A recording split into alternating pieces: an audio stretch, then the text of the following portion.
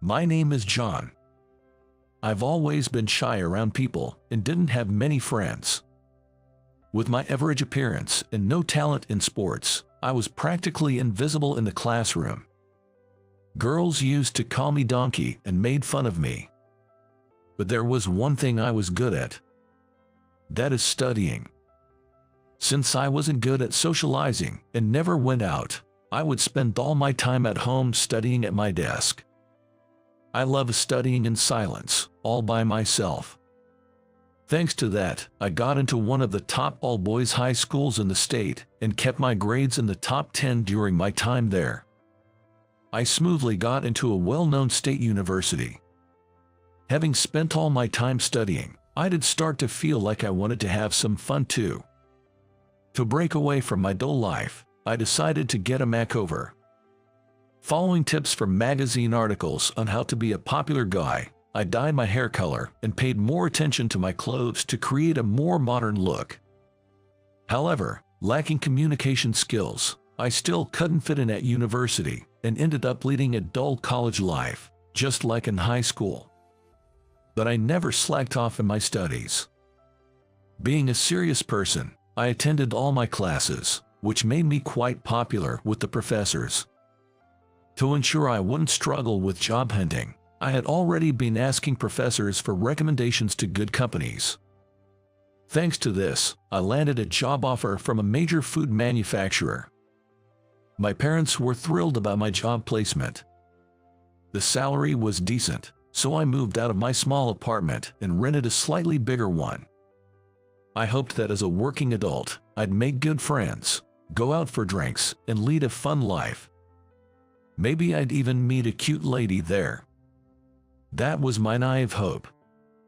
But reality isn't always that kind.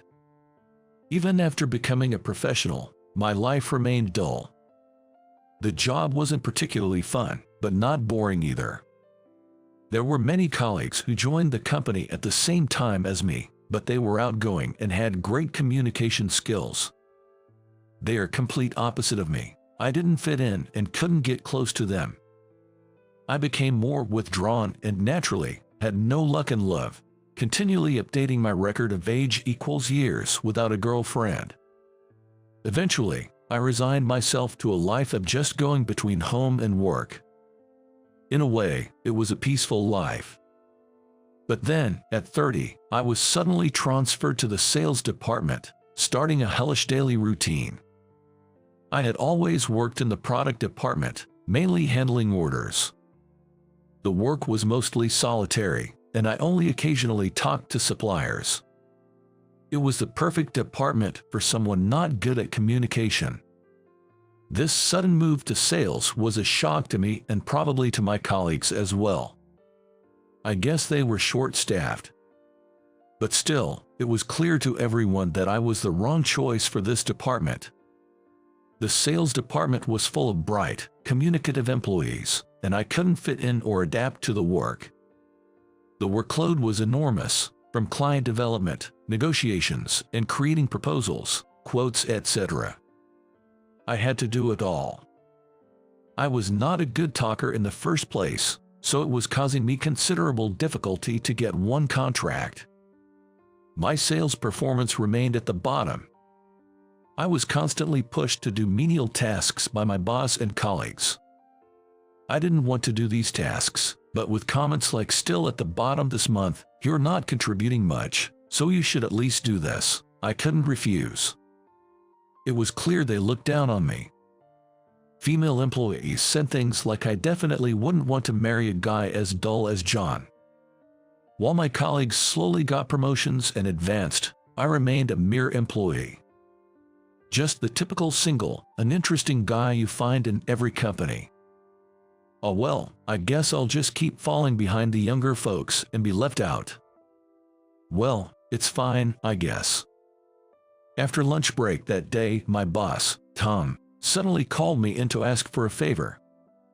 Ken, one of our employees, made a promise to a client that he can't keep. We won't be able to meet the delivery deadline. It's too late to tell the client that now. They really need it by that date. The mistake Ken made was big enough to risk losing the client.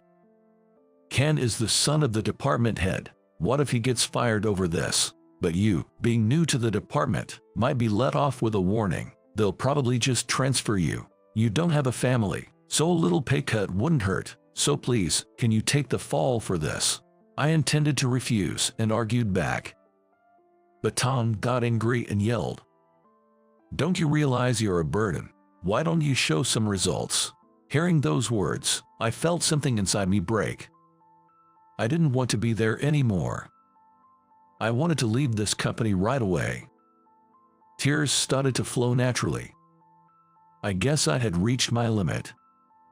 Later, the executive Max called me in and said, "If you have no motivation, you might as well quit." I just replied, "Yes." It felt like Tom had forced me into resigning. Exhausted, I found myself calling my mom. She said, "Oh dear, you've had a tough time. Good job hanging in there. Why don't you come back home and rest for a while?" So, I went back to live with my mom. I had left this town because I disliked the countryside, but Mom knew that and didn't stop me when I wanted to move to the city.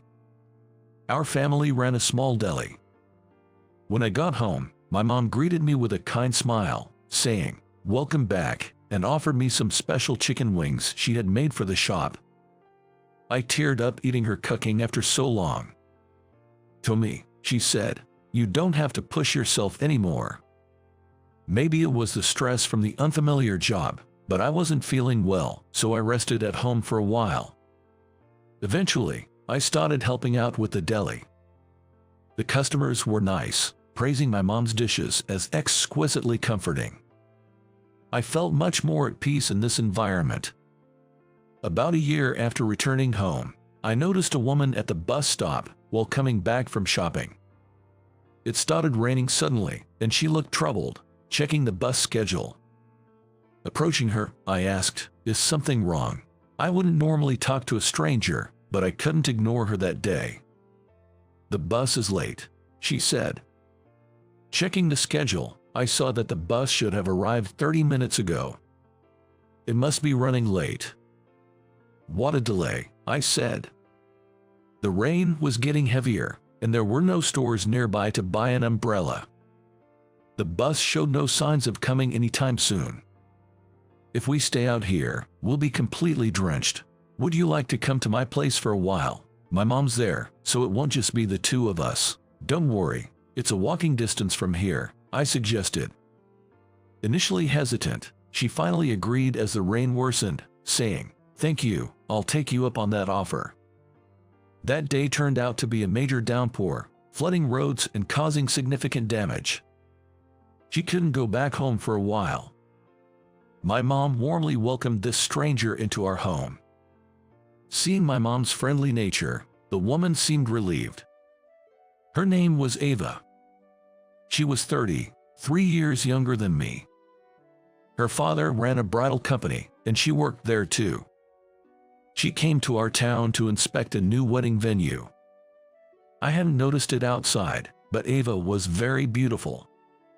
Yet, there was a hint of sadness in her demeanor.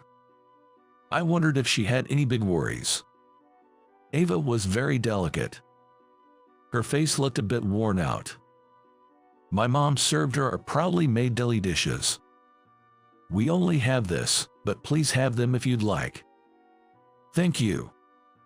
She thanked us in a soft voice, and when she tasted the food, Ava said, "I've never had something this delicious," and her face lit up with a smile. Seeing Ava smile for the first time made me feel a little excited. I hadn't really talked to women before, but I felt like maybe I could get along with Ava. When I gathered the courage to talk to her, she responded kindly, even to someone like me. It turned out she was under a lot of pressure at work. Ava was the daughter of the company president, which made her stand out at the office. However, some colleagues resented her, always challenging her. She tried to work sincerely, but there were many who badmouthed her, saying she was arrogant just because she was the president's daughter. Ava worked hard to gain their recognition, but it seemed like she pushed herself too much.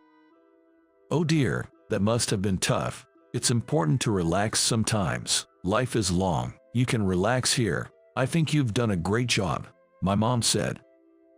Thank you, it's nice to be praised. It's been a while, Ava replied with a beaming smile. In the end, Ava stayed at our house for about a week. She happened to be on vacation, so the timing worked out well. She got along well with my mom, chatting and even helping out at the deli.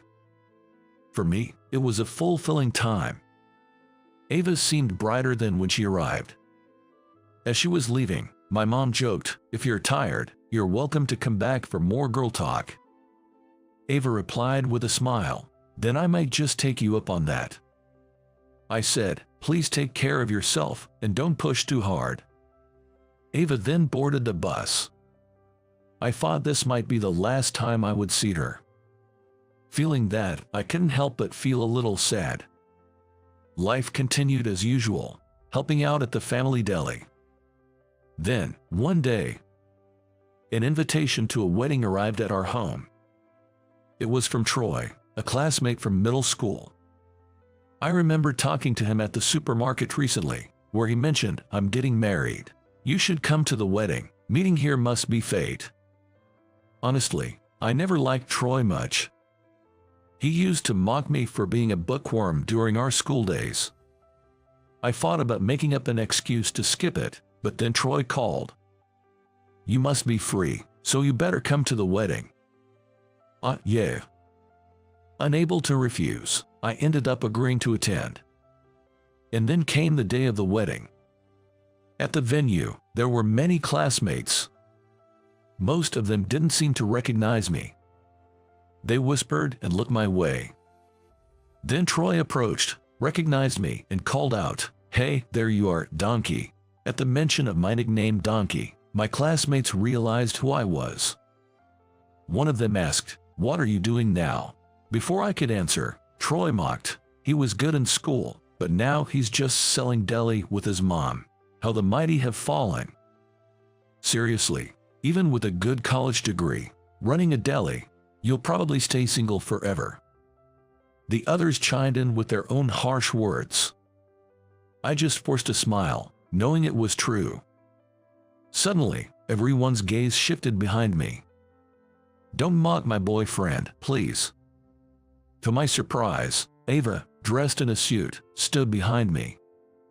"Do you guys not feel ashamed talking like that as adults? John, you don't need to be here. Let's go," she said.